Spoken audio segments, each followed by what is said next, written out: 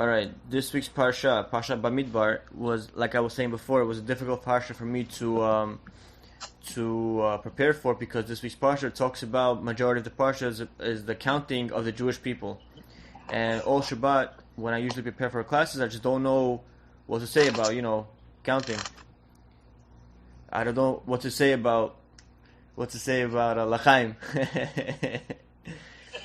L'chaim Tovim. Toda. So this week's Parsha was difficult for me to prepare for, but with Hashem's help, because like I was telling to a lot of my peers, how I prepare for my class, I don't really prepare for it.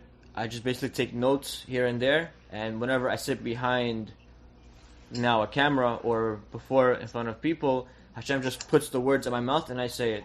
And what ended up happening was I prepared all this class. Yeah, usually it's not the case. Usually it's like a book or two, but this week somehow 5 books emerged. So Yaakov, you've been with me since the beginning. In the beginning, when we started off with Parshiot, we did Zera Shibshon at the end, and then we moved on to Shemot doing I think it was Baal Turim in the end. No, it was not Baal Turim. It was not Me'am Loez. It was the book with the Baba Sali's grandfather. Petuchei Chotam. It was Petuchei Chotam. Yeah, it was with Baba Sali's grandfather. And then we moved on to the Baal Turim for Vayikra. And then for Sefer BaMidbar, I want to do something. The book is called Women at the Crossroads. This book talks about each parsha and how it pertains to women. So I feel like it's kind of important for men.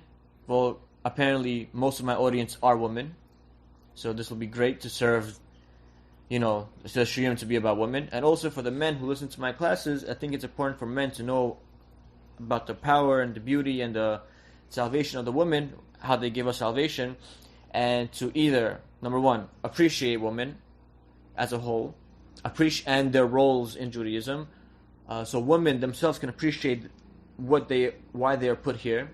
So also for married men to appreciate their wives, and also for men who are not married, when they go dating, to have what to talk about.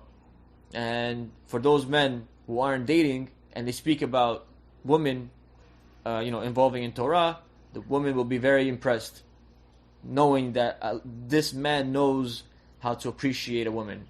So, Mirza Hashem, for the single women who are not married yet, and for the single men who are not married yet, hopefully, b'zchut of learning about women and their role in Judaism, get speedily married ASAP, whether it be by Zoom or at a wedding hall, ASAP.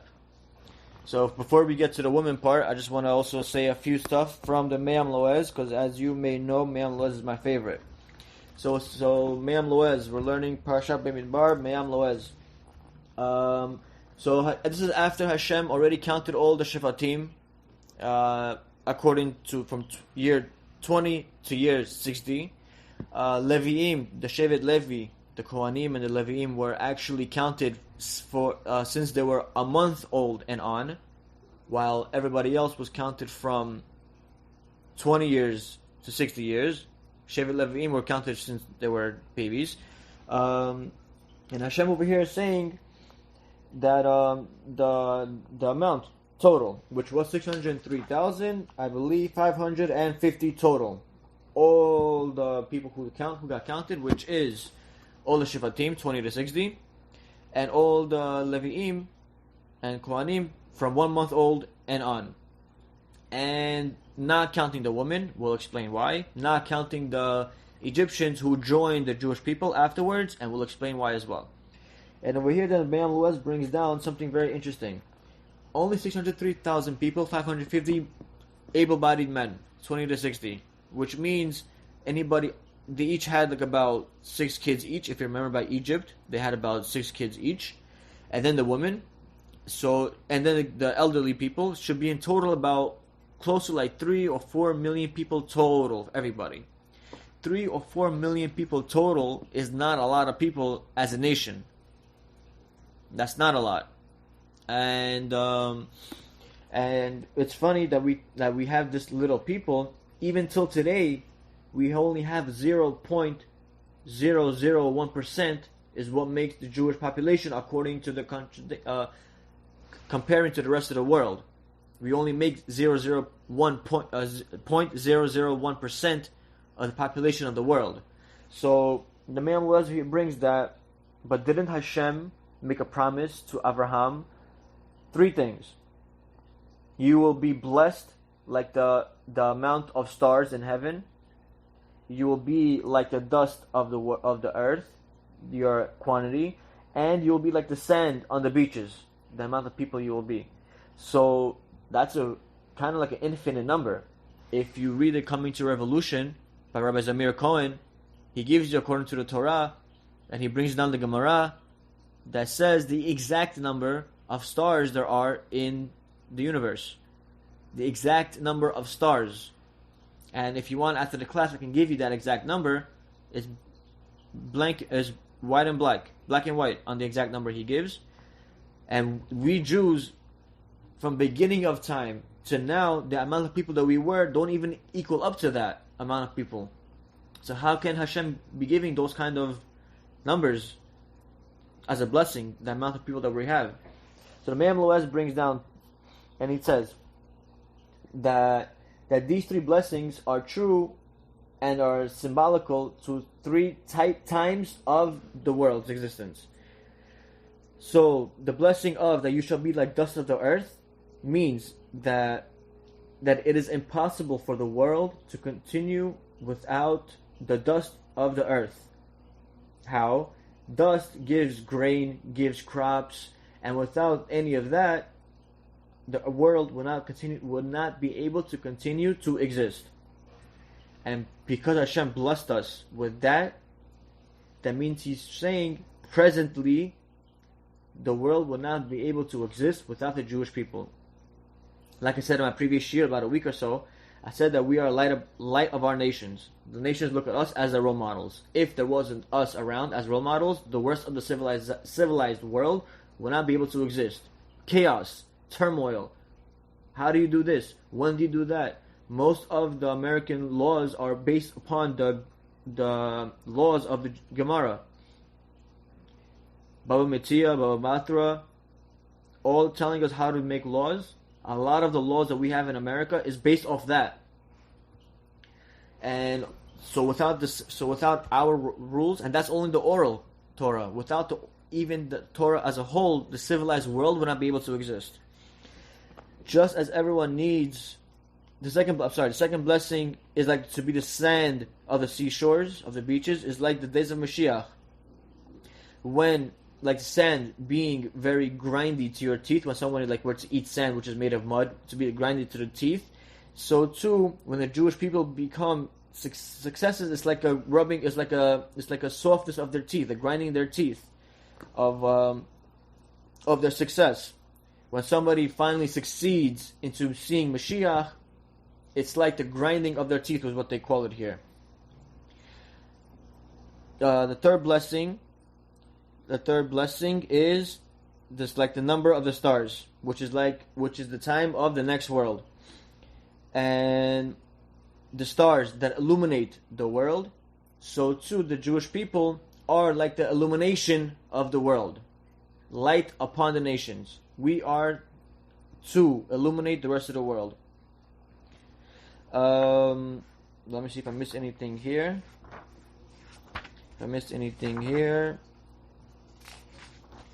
No, that is that. Well, a nice story that the Gemara, that the Me'am Loez brings, just to be quick about it. The way how the Jewish people were counted was every man was supposed to bring half a shekel, give it to the Beit HaMikdash, to the Mishkan tabernacle, and they were supposed to be counted with those. Now, the reason why we are supposed to be counting not them in specific, but we're supposed to be counting the coins. Why the coins? Because Hashem does not want to give an ayin hara on the people. We know, as a rule, that whenever we count people, the Orthodox people, how do they count? Hushia esamecha, right? That sentence is 10, and they count by 10. So we don't count 1, 2, 3, 4. We say either not 1, not 2, not 3, or Yoshia Esamecha, like that. So we just, because we don't want to give an ayin hara. I heard somewhere that it's very smart to not count money as a full. If you have like a wad of cash, that you shouldn't count everything. You should leave like a couple of bills alone to not count it in specific. What I do is when I go to the bank and do some sort of transaction, and the banker asks me, "Would you like to see your balance?" I always ask him not to show me my balance, only because I do not want to make an ayin hara on what I have in the bank account. So too, you shouldn't know the exact number of things, because that can portray an ayin hara. And the Mollot brings a story down from the Gemara.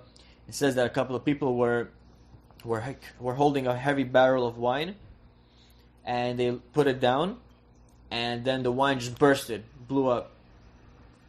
And when it blew up, they realized that it was a demon that blew it up.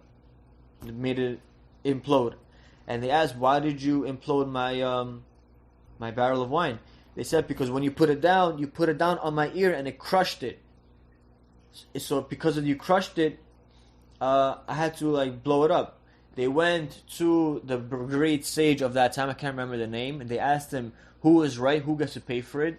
And the great sage says that this demon, in fact, has to pay for the barrel of wine, because you shouldn't have been there to begin with. This is an open public place. People walking back and forth.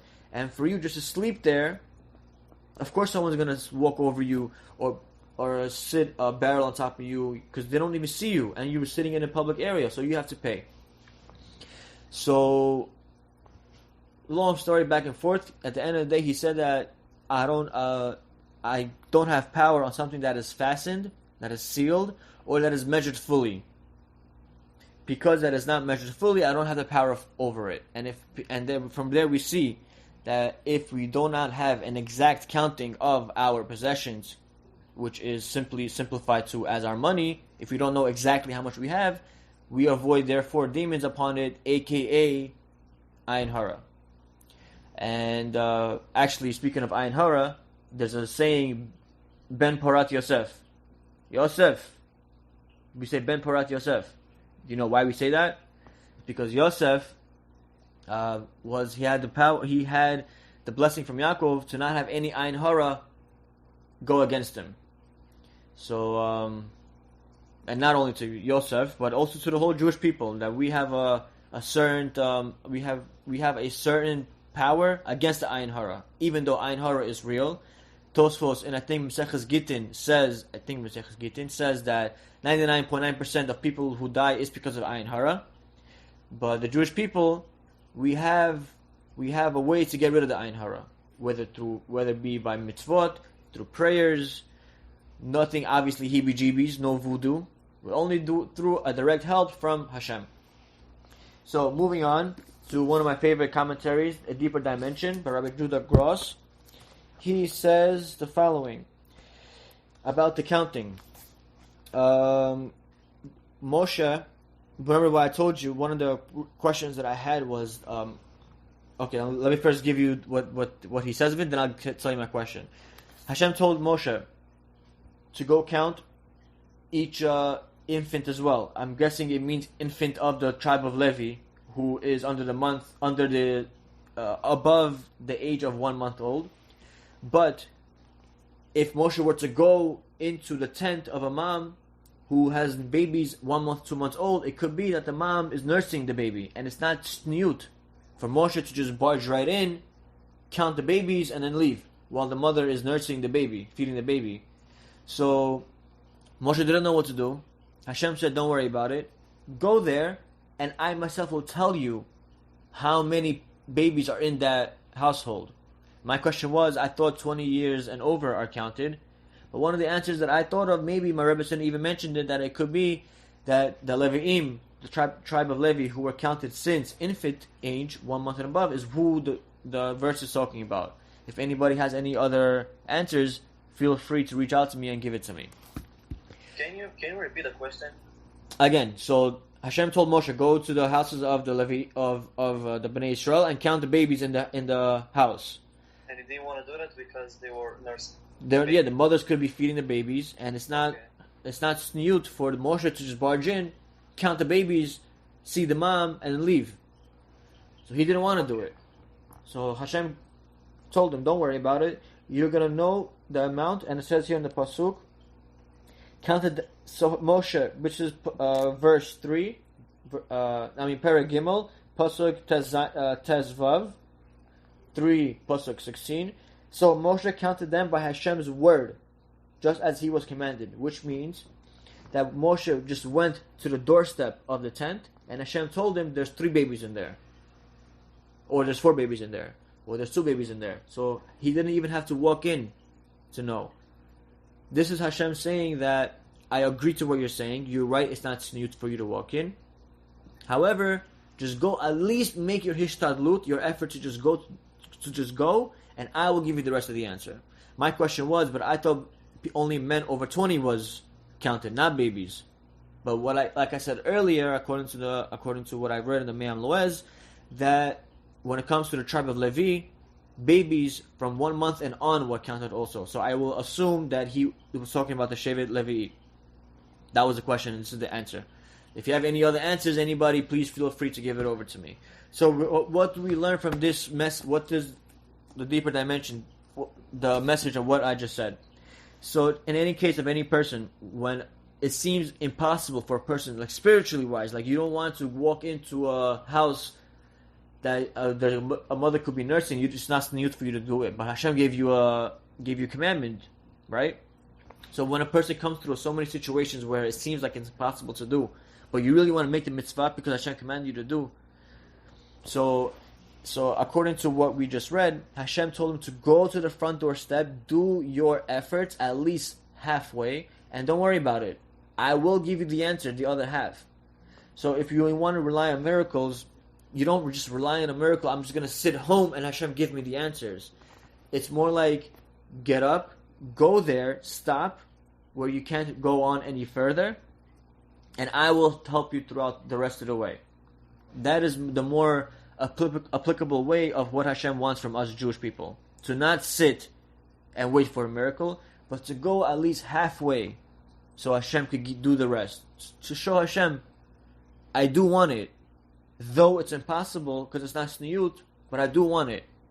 Don't worry about it. I myself will make this nest and I will make it happen for you.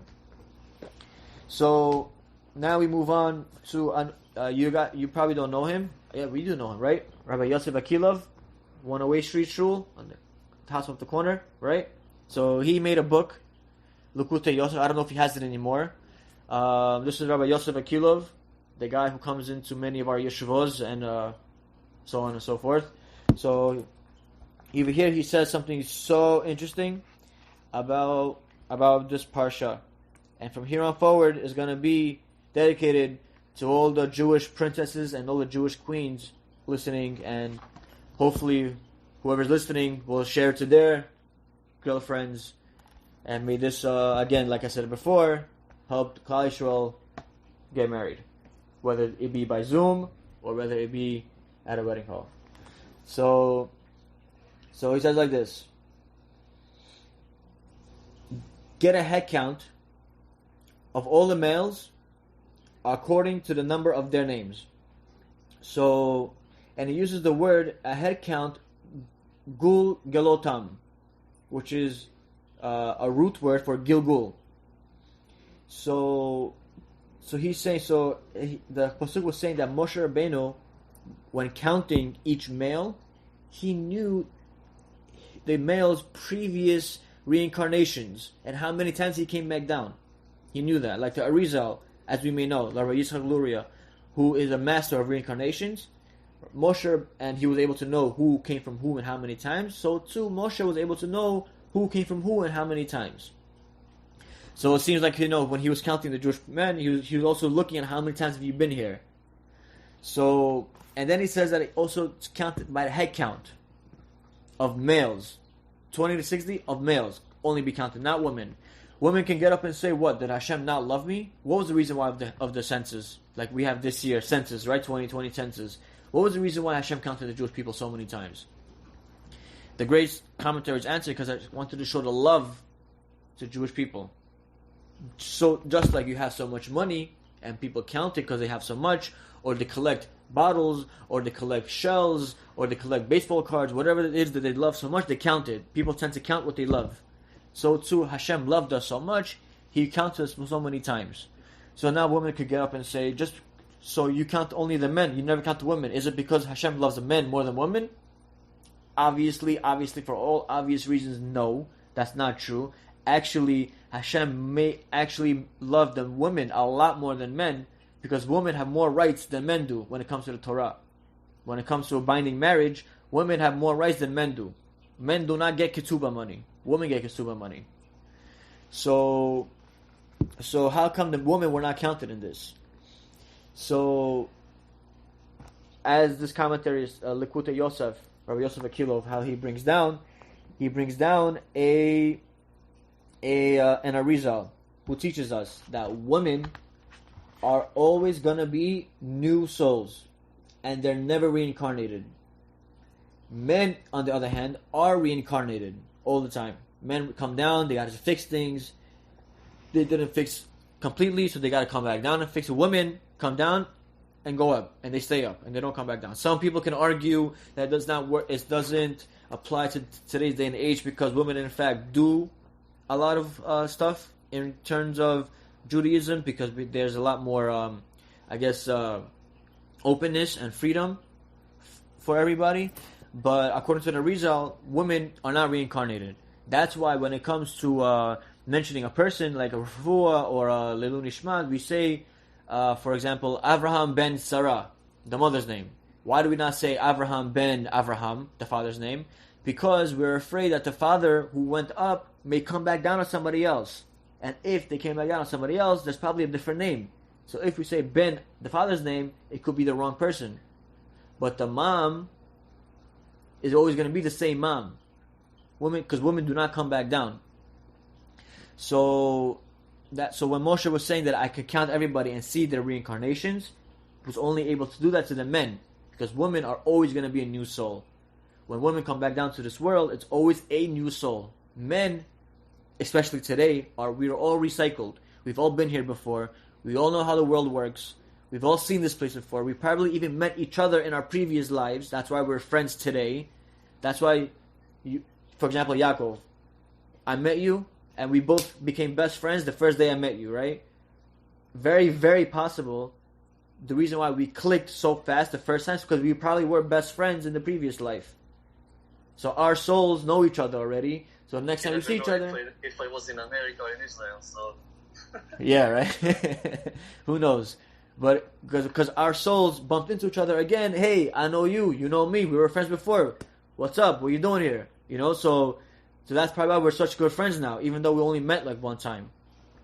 But then I know people who I've known for already decades, and I still cannot be friends with them, and I still prefer not to be around them. For all I know, it must have been in our previous life that I didn't like him or he didn't like me. So, but women do not have this issue. Women are new souls all the time. So when they come in purity, unlike men who come with a baggage of their old sins and they have to come back to fix it. One of the reasons why men have to abide by all of the mitzvot and all the laws of the Torah is because we have more to fix. Women do not have what to fix, so they don't have to do all the mitzvot, all the tikkunim, all the fixes.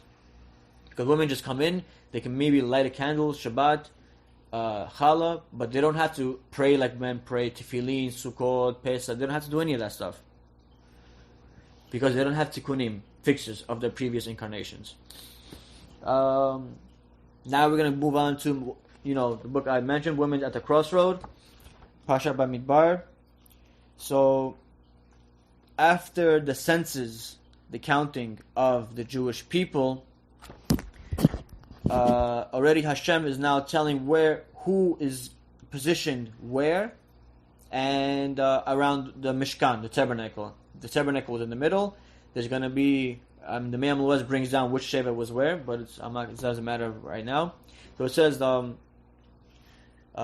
Benjamin, Menashe and Ephraim are going to be in this part, Yehuda and then Gad and Asher are going to be in that part, 3 Shevets over here, 3 Shevets over there, And there's going to be, in all four sides of the Mishkan, there's going to be 3 tribes of Israel, which will make in total 12 tribes. So, just like, and also, they were in proper unity. They were consent of where everybody was placed. Nobody said that I want to be in the front. Nobody else said that I want to be in the back. Everybody enjoyed where they were standing, to able to serve Hashem in a unison, in a unification. Just like when the sea split for the 12 nations, how was the sea split? Not one split throughout the whole way. It was split in 12 different sections for 12 different tribes, and it was split in a U formation. So that means, if it was split in a U formation, the first tribe had a very short way. Second tribe above the first way had a longer.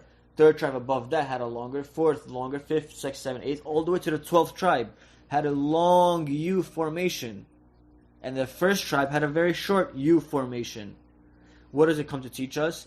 That, and everybody from point A to point B were consent of their length of being inside the splitting of the sea. Nobody was jealous of each other and how long they were able to stay in there.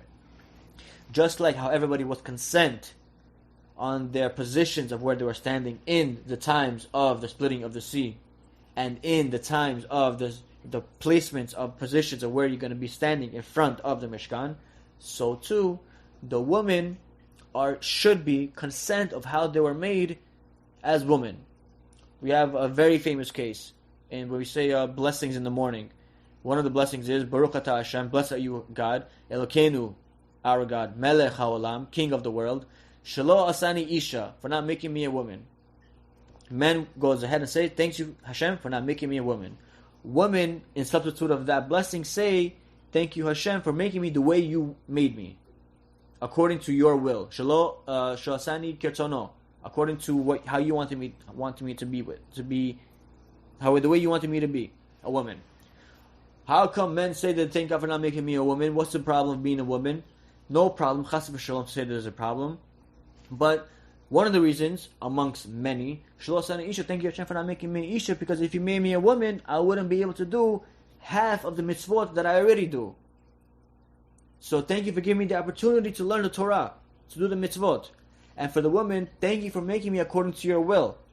The way you positioned me, thank you for that.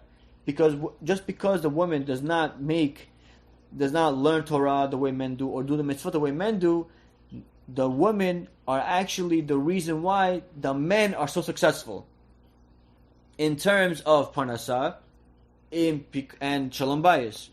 Why shalom bayis? Because if a woman were to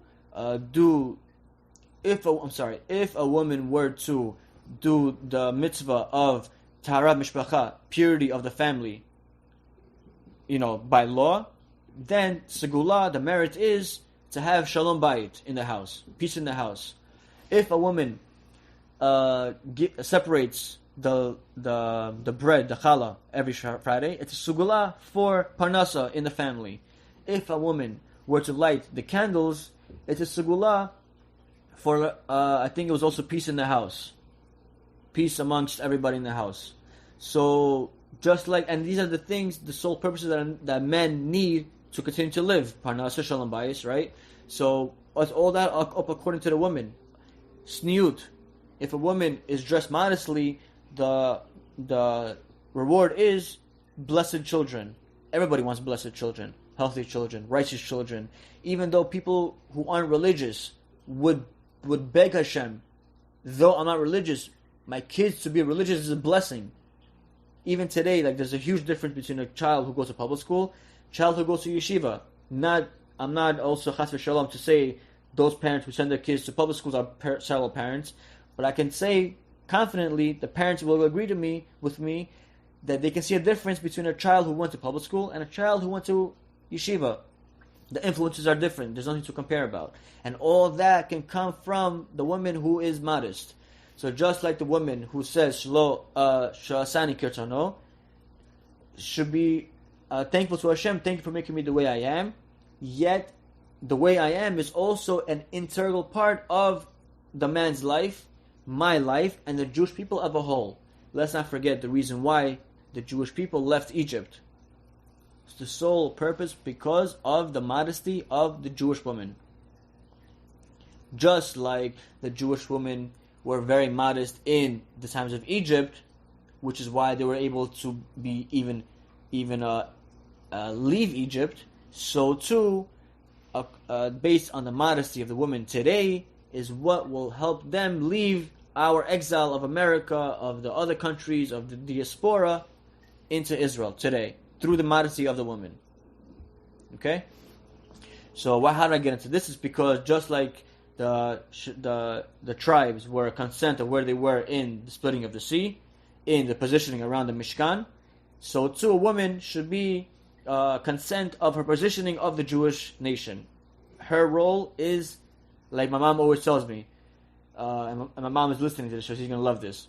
Women is the neck, and the man is the head. The head cannot move if the neck takes it back and forth. So, now, my favorite, the Zera Shimshon, and we're going to end this class.